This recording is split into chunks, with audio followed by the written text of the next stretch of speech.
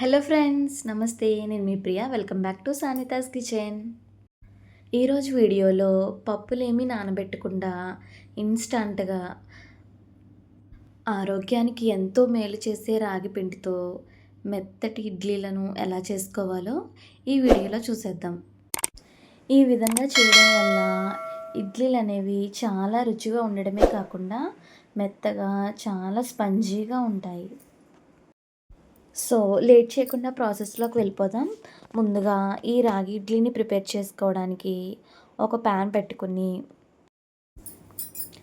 2 table spoons oil తీసుకోవాలండి. ఈ ఆయిల్లో పావు కప్పు సన్నగా తరిగిన క్యారెట్ తురుమును యాడ్ చేసుకుని ఫ్రై చేసుకోవాలి.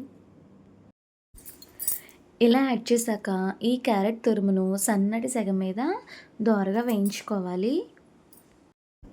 మనం చేసే రాగి ఇడ్లీలలో ఇలా క్యారెట్ని యాడ్ చేయడం వల్ల ఇడ్లీలు అనేవి చాలా స్పంజీగా వస్తాయండి.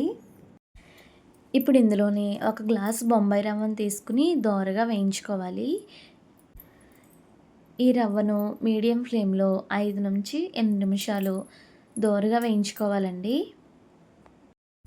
ఇలా బొంబాయి రవ్వ వేగిన తర్వాత మనం ఏ గ్లాస్తో బొంబాయి రవ్వను తీసుకున్నామో అదే గ్లాస్తో ఒక గ్లాసు రాగి పిండిని తీసుకోవాలి.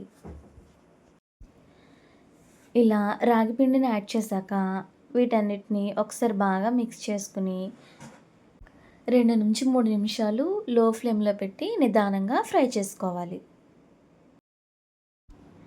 రాగి పిండిని కూడా ఇలా 2 నుంచి 3 నిమిషాలు రాగి పిండి వెచ్చబడేంత వరకు వేయించుకోవాలండి. ఇలా వేయించుకున్న తర్వాత స్టవ్ ఆఫ్ చేసి బాగా చల్లారనివ్వాలండి. ఇప్పుడు ఇందులో మనం ఏ గ్లాస్తో మెజర్ చేసి తీసుకుంటున్నామో అదే గ్లాస్తో 2 గ్లాసుల పెరుగును యాడ్ చేసుకుని ఇందులో కలుపుకోవాలండి, ఉండలు లేకుండా. ఇప్పుడు ఈ పిండిలో రుచికి సరిపడా ఉప్పు, అలాగే పావు టీ స్పూన్ బేకింగ్ సోడాని యాడ్ చేసుకోవాలండి.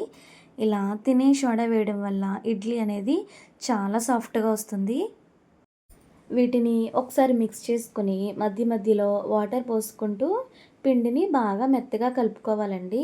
మనం ఇడ్లీ పిండికి ఏ విధంగా అయితే బ్యాటర్ ప్రిపేర్ చేసుకుంటామో అదే విధంగా ఇక్కడ వాటర్ని యాడ్ చేసుకుంటూ చాలా మెత్తగా కలుపుకోవాలి.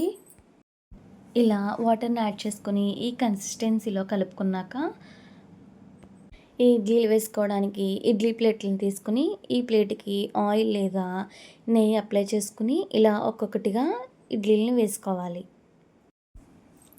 ఇలా అన్ని ప్లేట్లలో వేసుకున్నాక వీటిని 10 నుంచి 12 నిమిషాలు ఉడికించుకోవాలండి. ఇలా ఉడికించాక స్టవ్ ఆఫ్ చేసి వెంటనే డిమోల్డ్ చేయకండి. ఒక 2 నిమిషాల తర్వాత వీటిని తీసుకోవాలి. అంతేనండి, రాగి ఇడ్లీ రెడీ. పప్పులేమీ నానబెట్టకుండా ఉదయాన్నే అప్పటికప్పుడు చేసేసుకోవచ్చు. ఈ రెసిపీ మీకు నచ్చితే లైక్ చేయండి, మీ ఫ్రెండ్స్ అండ్ రిలేటివ్స్కి షేర్ చేయండి. మీరు కూడా ట్రై చేశాక మీకు ఎలా కుదిరిందో మీ ఫీడ్బ్యాక్ను కామెంట్ సెక్షన్లో షేర్ చేయండి.